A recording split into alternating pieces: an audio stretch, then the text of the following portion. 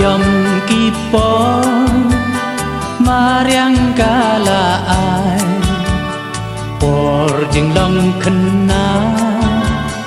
ayam kitir ngan sao ayam kipo mariang kala ai por jeng long kena ayam kitir ngan sao ayam kipor hadoi sia balai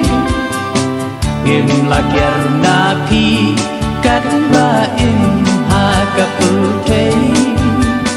sao ayam kipor kum senti ibu tang syulik mapi aja isu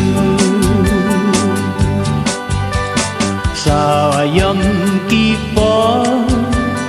kenta kinang he por jing long samla ayam kila pe sao ayam kipor kenta kinang he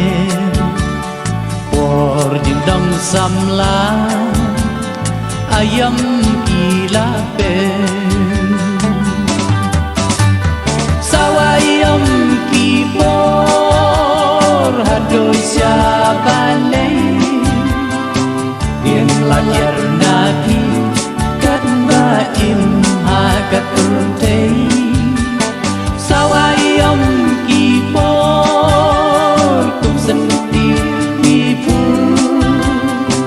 dan syulik mapi aja isu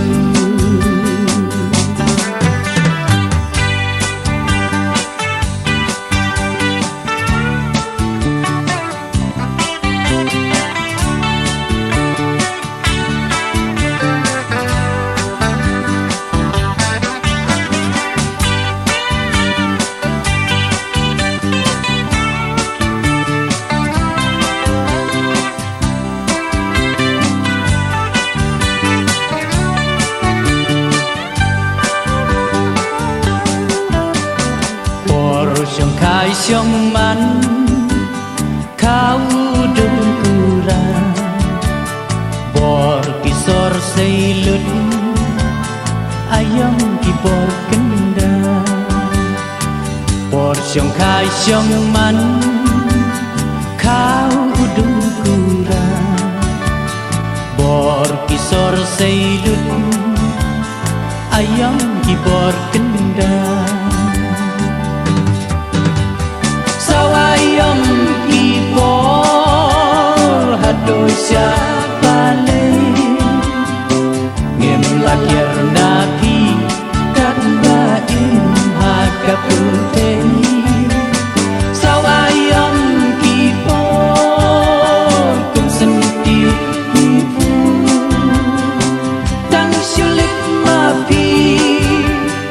aja isu star tang wai si arsut kipet pori nuk khosi ayam kila panget kho star tang wai si arsut kipet pori nuk khosi ayam kila panget ayam kipor hadoi sia balai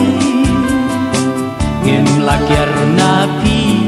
kat baim ha kaputei